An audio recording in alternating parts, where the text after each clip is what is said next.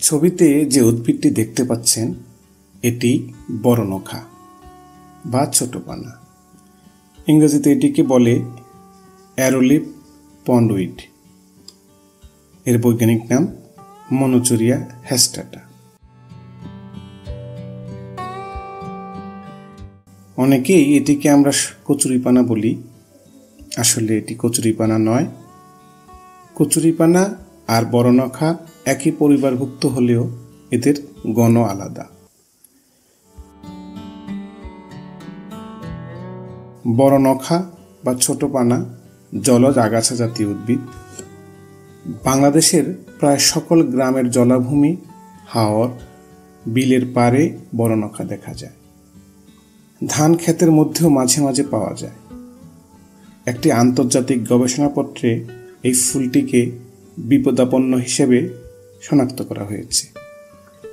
এর পাতা কচুরিপানার মতো গোলাকৃতি নয়, অনেকটা বর্ষার ফলার মতো।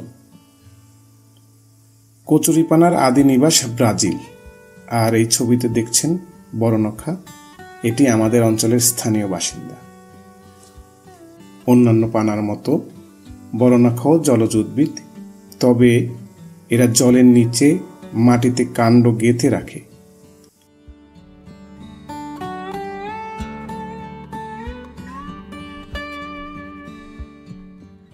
আমাদের দেশের নিচু ধানি জমি, জলা, বিল, পরিত্যক্ত বা পতিত ডোবার জলাভূমিতে বড়নখা দেখা যায়।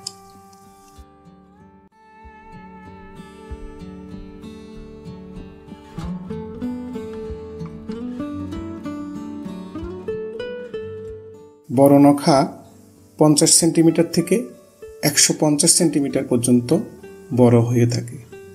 এর পাতা বর্ষাকৃতির। এরা কচুরিপানার মতো গোখাদ্য হিসেবে ব্যবহার্য। 6 থেকে 9 সেন্টিমিটার দীর্ঘ মঞ্জুরিদণ্ডের মাথায় একসঙ্গে 25 থেকে 60টি ফুলের একটি স্তবক থাকে। সবকটি ফুল মিলিয়ে একটি বড় আকৃতির ফুলের মতো। এর একটি পরাগধানীর রং নীল, 6 সেন্টিমিটার লম্বা। অন্য 5টি পরাগধানী হলুদ রঙের, 4 সেন্টিমিটার লম্বা।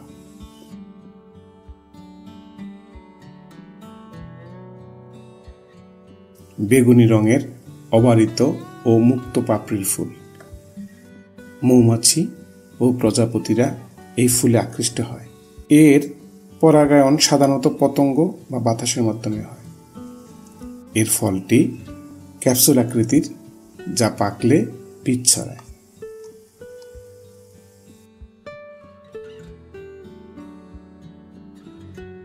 বড়নখা মাটির কাছাকাছি থাকতেই পছন্দ করে, আবার নরম কাদা মাটিতেও দিব্যি বেঁচে থাকতে পারে। আমাদের দেশে ফুল ফোটার প্রধান মৌসুম গ্রীষ্ম থেকে শীত ঋতু পর্যন্ত।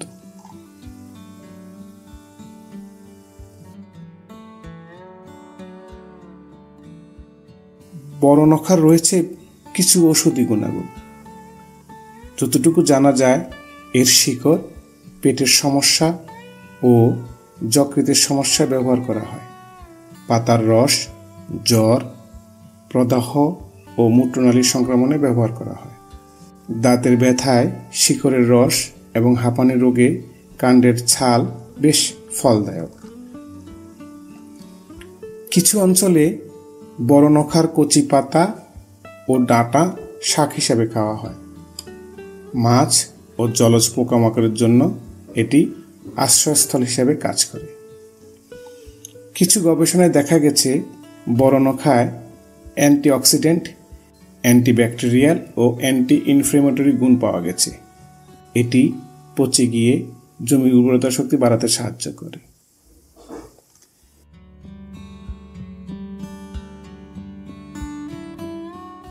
বড়নখার রয়েছে বেশ কিছু ক্ষতিকর দিক। আমি আগেই বলেছি, এটি মূলত আগাছা হিসাবে বিবেচিত।